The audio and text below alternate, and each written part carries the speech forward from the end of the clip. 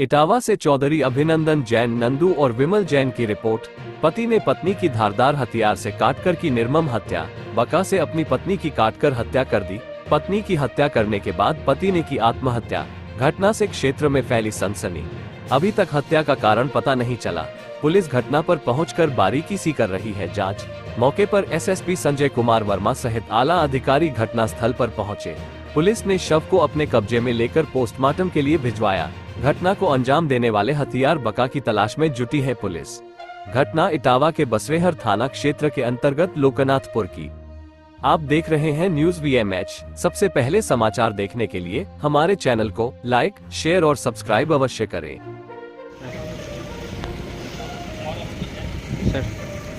आज 10-11 की रात में यह बसरेहर का एक लोकनाथपुर गांव है, थाना बसरेहर पड़ता है जनपद इटावा में। पति पत्नी के बीच में जैसा बताया जाता है, अभी तक की जो जानकारी मिली है, पति पत्नी के बीच में झगड़ा चल रहा था और ऐसा प्रतीत होता है कि अपनी पत्नी को, जो कि 22 साल पहले 20 से 22 साल पहले विवाह हुआ था, 3 बच्चे हैं इनके, 20 साल की लगभग बच्ची है इनकी पहली वाली, और 2 और लड़के हैं, एक 14 साल का, एक 17 साल का। और इस प्रकार से फैमिली डिस्प्यूट, जो जब तक जानकारी मिली है, फैमिली डिस्प्यूट था।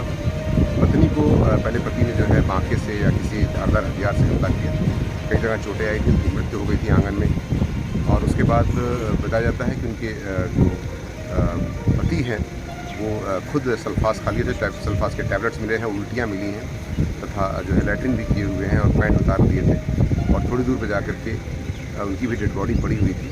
और इस प्रकार से 2 लोगों की मृत्यु हुई है। ऐसा प्रतीत हो रहा है कि पहले उन्होंने अपनी पत्नी की हत्या की और जो जानकारी मिली है कि उसमें ये लोग जो है ये आपस में इनका झगड़ा जो है नशे को लेकर के, इनके पति नशा करते थे और कुछ अफेयर्स को लेकर भी इनके में झगड़ा चल रहा था, जिसको लेकर के आपस में झगड़ा करके आपस में मारपीट करके उन्होंने बांके से हमला करके अपनी पत्नी की हत्या कर दी। और बाद में ऐसा प्रतीत हो रहा है, जो एविडेंसेस दिख रहे हैं उसके आधार पर कि इन्होंने फिर जहर खा करके, सल्फास खा करके स्वयं भी उसकी जान दे दिया। और बार बार ये कहते भी थे, जैसा गाँव वाले बता रहे हैं, घर वाले बता रहे हैं, उनके बच्चे भी बता रहे हैं कि आपस में कहते थे तुमको मार के ही मरूंगा।